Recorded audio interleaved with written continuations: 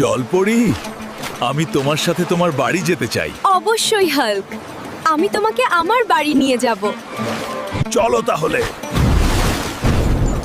তোমাদের বাড়ি। ঠিক আছে, চলো যাই।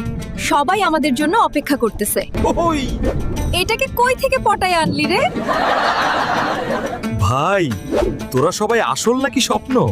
আমি এখান থেকে আর কখনো যাব না। জলপরি, ও তোমাদের দেশেই থেকে যাব। ঠিক আছে হাল্ক, আমিও তোমার সাথেই থাকবো।